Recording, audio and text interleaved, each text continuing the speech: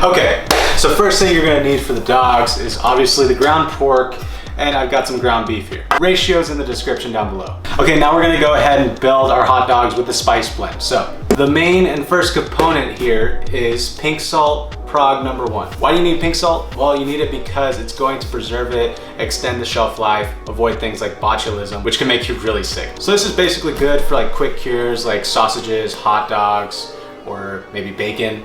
And we're gonna just cook it right away. For this amount of meat, I'm gonna do 1 teaspoon. Make sure to measure it very well. Then there's about ½ teaspoon of garlic powder in. Same for the paprika. Fresh ground mustard. Teeny tiny 1/4 teaspoon of nutmeg. 1 tablespoon of kosher salt. ½ tablespoon of black pepper. Dry milk powder. ½ a cup of that.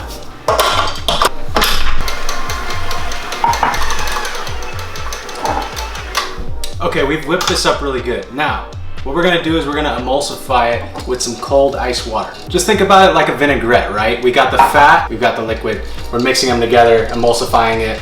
Sort of like when you do with an aioli. We're gonna go ahead and drop this cold water into there. It should emulsify. So I'm just kind of eyeballing it here, but I'll give you the amount later. Checking my consistency here. It's where I want it. Okay, so that's about 1½ cups of cold water. Now I want to mention, if you have a food processor, you can go ahead and do this in that to make it a much finer grind. Just go ahead and set this aside. And I've got these hog casings. Link is down below in the description. This is what we're going to be using today. Normally you'd use sheep casings for hot dogs because they're a lot smaller and it makes the normal size hot dog. But I want these to be some big boys, so we're going to use some hog casings. Okay, so right now you want to go ahead and take these casings into the sink. You want to soak them for about 10 minutes or so, and then come back to it. We're gonna go ahead and give them a little rinsey rinse about 5 or 10 times. We need to clean these out a little bit. So just locate the end here, the opening for this camera over here. And then we're just gonna run it through the water. And then it should sort of inflate with the water, run it through, and do this about 3 to 4 times. Then we could just go ahead and hold them in a container of water just like this. You could stick this in the fridge, sealed, hold it in the fridge, and it's totally fine. But yeah, just go ahead and hold them like that. Okay, now all we're gonna do is load this guy up. So if you have one of these automatic guys like I have here, I'll put the link down below. Just go ahead and load it up just like this. Same for the manual, the hand cranked ones. I'm gonna be honest here, I've never used this automatic one. I've never even used an automatic one for making sausages or hot dogs. I'm used to the hand cranked guys. So I mean, it's the same concept. You load it up just like this. And then I've got a sheet tray here with some water just right below it. Go ahead and load it up with your hot dog meat up top. Now you gotta tie a knot on this end. Before we do that though, we wanna go ahead and just crank out a little bit so we can take that air out. So as you see, there's some air bubble forming right here. Now once you've got a little bit of the meat right here, all the air should be out. Now we can go ahead and tie our knot. There we go, nice and tight.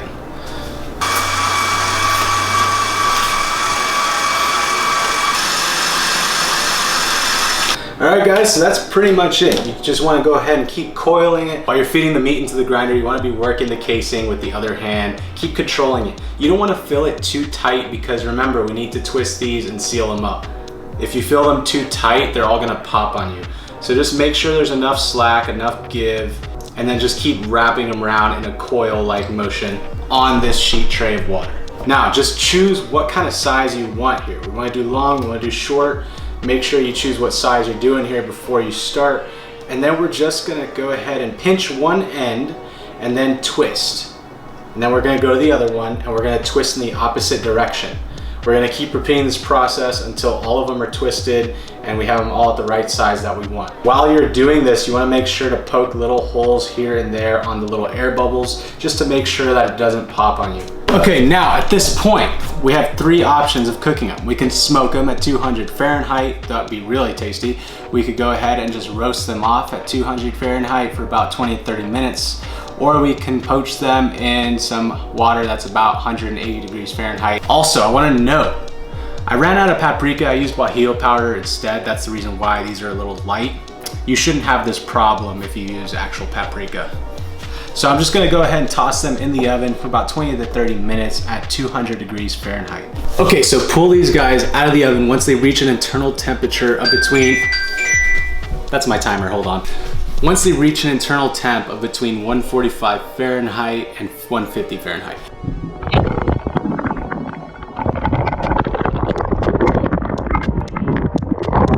You want to go ahead and drop them immediately into some ice cold water just to stop that cooking process. Once they've completely cooled, you could go ahead and store them in the fridge in a Ziploc baggie or maybe vacuum seal them.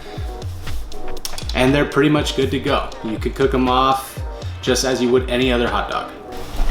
And like I said, mine came out a little lighter because I used chili guajillo powder instead of paprika. I honestly think it has a better flavor. I ran out of paprika, so yeah. They'll come out darker if you use paprika. Now, all there's left to do is cook one, right? I'm gonna go ahead and show you guys how to make a Seattle dog.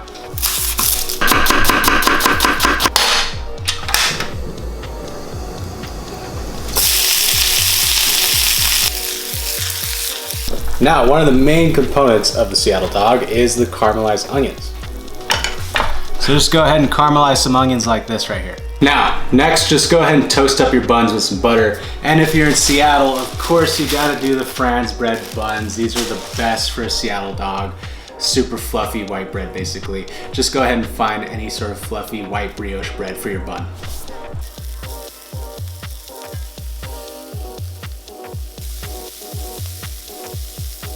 Now, once you got your bun toasted off, just go ahead and cook off your hot dogs, sear them off, and then you just want to top it with your caramelized onions, cream cheese, and there you have a Seattle dog.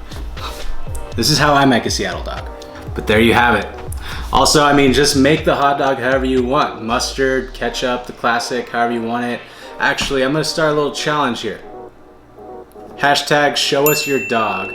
Drop down in the comments down below what kind of hot dog you have in your city, and then maybe recreate it, tag me, tag Spiceology and all your things so we can repost it. Thank you so much for watching the video. Go ahead and like the video, subscribe and hit that bell if you're new here. I'll see you in the next one.